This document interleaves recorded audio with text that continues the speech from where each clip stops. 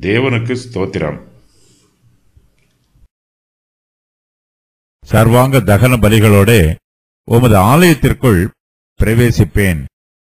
என் இக்கட்டில் நான் என் உதடுகளைத் திறந்து என் வாயினால் சொல்லிய என் பொருத்தனைகளை உமக்குச் செலுத்துவேன். ஆட்டுக்கடாக்களின் நினப்புகையுடனே கொழுமையானவைகளை உமக்கு தகன பலியாக இடுவேன். காளைகளையும் செம்மறியாட்டு கடாக்களையும் உமக்கு பலியிடுவேன். தேவனுக்கு பயந்தவர்களே, நீங்கள் எல்லாரும் வந்து கேளுங்கள். அவர் என் ஆத்துமாவுக்கு செய்ததை சொல்லுவேன். அவரை நோக்கி என் வாயினால் கூப்பிட்டேன். என் நாவினால் அவர் புகழப்பட்டார். என் இருதயத்தில் அக்கிரம சிந்தை கொண்டிருந்தேனானால் ஆண்டவர் எனக்கு செவிகொடார். மெய்யாய் தேவன் எனக்கு செவி கொடுத்தார். என் ஜெபத்தின் சத்தத்தை கேட்டார். என் ஜெபத்தை தள்ளாமலும் தமது கிருபையை என்னை விட்டு விலக்காமலும் இருந்த தேவனுக்கு ஸ்தோத்திரம் உண்டாவதாக. சர்வாங்க தகன பலிகள். சர்வாங்க தகன பலிகளோட உமது ஆலயத்திற்குள் பிரவேசிப்பேன். என் இக்கட்டில் நான் என் உதடுகளைத் திறந்து என் வாயினால் சொல்லிய என் பொருத்தனைகளை உமக்கு செலுத்துவேன். ஆட்டுக்கடாக்களின் நினப்புகையுடனே கொழுமையானவைகளை உமக்கு தகன பலியாக இடுவேன்.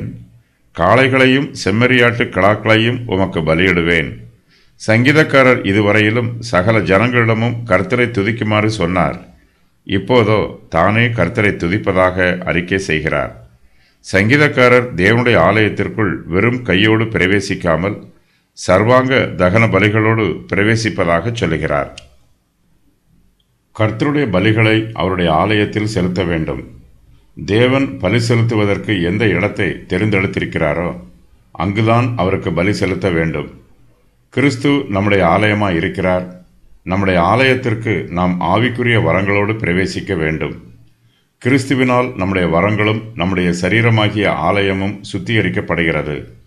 சங்கீதக்காரர் தேவனுடைய ஆலயத்திற்குள் பிரவேசிக்கும் போது மேன்மையான பலிகளை செலுத்துவதற்கு விரும்புகிறார். சர்வாங்க தகன பலிகளோட தேவனுடைய ஆலயத்திற்குள் பிரவேசிப்பதாக சொல்லுகிறார். சர்வாங்க தகன பலிகளை பலிபீடத்தின் மீது செலுத்தும் போது தேவனுடைய அக்கினி அதை முழுவதுமாய் பட்சித்து போடும். சங்கீதக்காரர் ஆட்டுக்கடாக்களின் நினப்புகையுடனே கொழுமையானவைகளை தேவனுக்கு பலியிடப் போவதாக அறிக்கை செய்கிறார். நினப்புகை என்பது கிறிஸ்து நமக்காக பிதாவினிடத்தில் பரிந்து பேசுவதற்கு அடையாளம். நினப்புகை இல்லாமல் கொழுமையானவைகள் பலிபீடத்தில் அங்கீகரிக்கப்படாது. அதுபோலவே கிறிஸ்து நமக்காக பரிந்து பேசவில்லை என்றால் நம்முடைய ஜெபங்களும் பிதாவின் சமூகத்தில் ஏற்றுக்கொள்ளப்படாது. காளைகளையும் செம்மறி ஆட்டுக்கடாக்களையும் தேவனுக்கு பலியிடுவதாக சங்கீதக்காரர் வாக்கு பண்ணுகிறார். சங்கீதக்காரர் பலவிதமான இக்கட்டுகளில் சிக்கியிருந்தார். ஏராளமான ஆபத்துக்கள் அவரை சூழ்ந்து கொண்டது. அப்போது அவர் தன்னுடைய உதடுகளை திறந்து தேவனிடத்தில் பொருத்தனைகளை பண்ணினார்.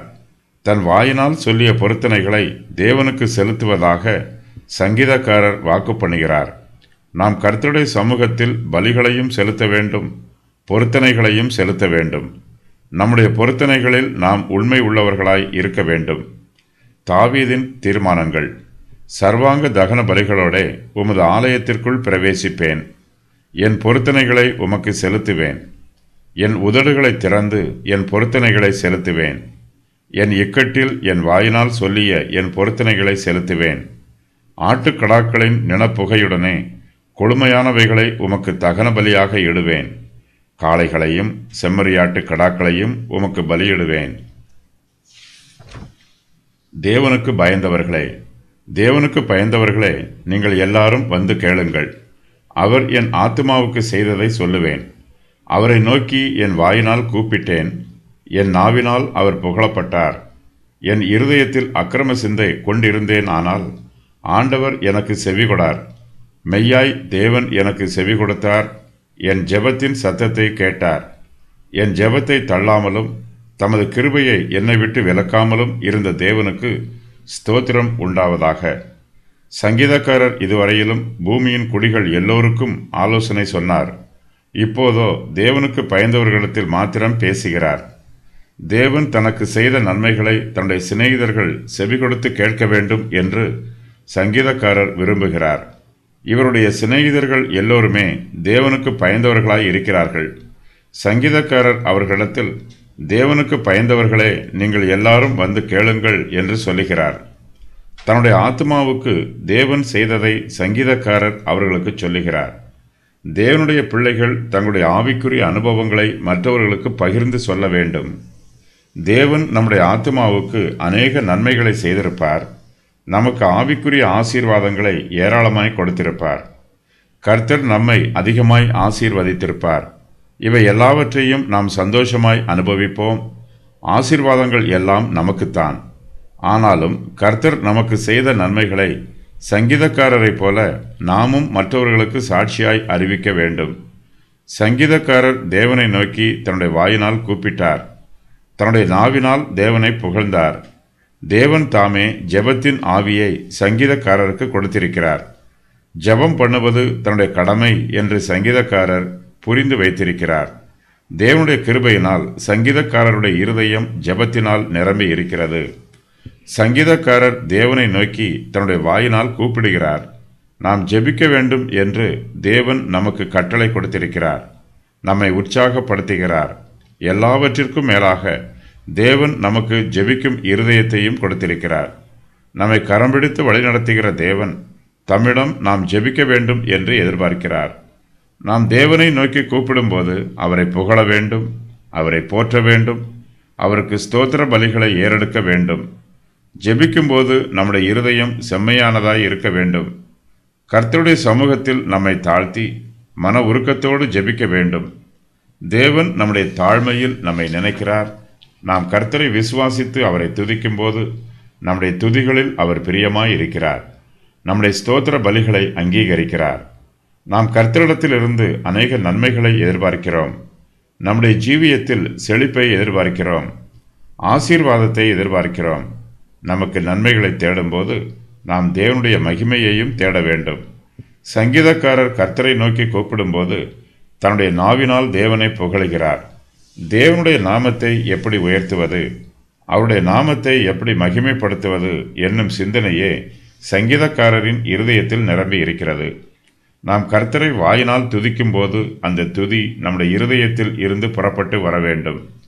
நம்முடைய இருதயத்தில் அக்கிரம சிந்தையாய் இருக்கும்போது ஆண்டவர் நம்முடைய ஜெபத்திற்கு செவி கொடுக்க மாட்டார். நாம் தேவனிடத்தில் ஜெபிக்கும் போது நம்முடைய சுய சித்தத்திற்கு முக்கியத்துவம் கொடுக்கக்கூடாது. நம்முடைய சுய விருப்பத்தை நேசிக்கக்கூடாது. நம்முடைய சித்தத்தின் பிரகாரம் தேவன் கிரியை செய்ய வேண்டும் என்று எதிர்பார்க்கக்கூடாது. இது அக்கிரம சிந்தை. இப்படிப்பட்ட அக்கிரம சிந்தைக்காரருக்கு தேவன் செவி கொடுக்க மாட்டார். நம்முடைய சித்தம் அல்ல, தேவனுடைய சித்தமே நம்முடைய ஜீவியத்தில் நிறைவேற வேண்டும். தேவனுடைய விருப்பமே நிறைவேற வேண்டும். தேவனே உயர வேண்டும். அவருடைய நாமமே புகழப்பட வேண்டும். துதியும் கனமும் மகிமையும் தேவனுக்கு மாத்திரமே உண்டாக வேண்டும் என்னும் சிந்தை நம்முடைய இருதயத்தில் இருக்க வேண்டும். இதுவே தேவனுக்கேற்ற சிந்தை. இப்படிப்பட்ட சிந்தையோடு நாம் கர்த்தரை நோக்கி கூப்பிடும்போது கர்த்தர் நம்முடைய ஜெபத்திற்கு செவி கொடுப்பார். தேவன் சங்கீதக்காரருக்கு செவி கொடுத்திருக்கிறார். அவருடைய ஜெபத்தின் சத்தத்தை கேட்டிருக்கிறார். இதுவே தேவன் சங்கீதக்காரருடைய ஆத்மாவுக்கு கொடுத்திருக்கிற மிகப்பெரிய ஆசீர்வாதம். தேவன் நம்முடைய ஜெபத்தை கேட்கும்போது, நம்முடைய ஜெபத்திற்கு பதில் கொடுக்கும்போது அவருடைய கிருபையின் அச்சாரத்தை நாம் பெற்றுக்கொள்கிறோம். தாவீது தேவனை பற்றி சொல்லும்போது தேவனுக்கு ஸ்தோத்திரம் உண்டாவதாக என்று சொல்லி இந்த சங்கீதத்தை நிறைவு செய்கிறார். நாம் ஜெபத்தினால் பெற்றுக்கொண்டதை துதியினால் ஏற்றுக்கொள்ள வேண்டும். தேவனுடைய கிருபையினால் மாத்திரமே நம்முடைய ஜெபத்திற்கு பதில் கிடைக்கிறது. நம்முடைய சுய பக்தியோ சுய புத்தியோ பிரயோஜனமற்றது. இவற்றால் தேவனிடத்திலிருந்து ஒன்றையும் நம்மால் பெற்றுக்கொள்ள முடியாது. தேவன் தம்முடைய கிருபையினால் மாத்திரமே நம்மை ஆபத்துக்களுக்கு விலக்கி காத்தருளுகிறார். நம்முடைய ஜெபம் நம்மை விடுவிக்காது. கர்த்தருடைய கிருபையே நம்மை விடுவிக்கும். தன்னுடைய ஜெபத்தை தேவன் தள்ளாமலும் தம்முடைய கிருபையை தன்னை விட்டு விலக்காமலும் இருக்கிறார் என்று சொல்லி சங்கீதக்காரர் தேவனுக்கு ஸ்தோத்திரம் உண்டாவதாக என்று பயபக்தியோடு சொல்லி இந்த சங்கீதத்தை நிறைவு செய்கிறார். தாவீதின் சாட்சி. கர்த்தரை நோக்கி என் வாயினால் கூப்பிட்டேன். என் நாவினால் அவர் புகழப்பட்டார். என் இருதயத்தில் அக்கிரம சிந்தை கொண்டிருந்தேன். ஆண்டவர் எனக்கு செவி கொடார். மெய்யாய் தேவன் எனக்கு செவி கொடுத்தார். என் ஜெபத்தின் சத்தத்தை கேட்டார். கர்த்தர் என் ஜெபத்தை தள்ளாமல் இருந்தார். தமது கிருபையை என்னை விட்டு விலக்காமல் இருந்தார். தாவீது தன்னை பற்றி இவ்வாறு சாட்சியாகச் சொல்லுகிறார். என்னுடைய இருதயத்தில் அக்கிரம சிந்தை இல்லை. ஆகையினால் தேவன் எனக்கு செவி கொடுத்தார். நான் செய்த பாவங்களை என் தேவன் மன்னித்து விட்டார் என்னும் நிச்சயம் எனக்குள் வந்திருக்கிறது. பாவம் நமது விசுவாசத்தை தடை பண்ணும். விசுவாசம் இல்லை என்றால் ஜெபத்திற்கு பதில் கிடைக்காது என்பது தாவீது தன்னை பற்றி சொல்லும் சாட்சியாகும்.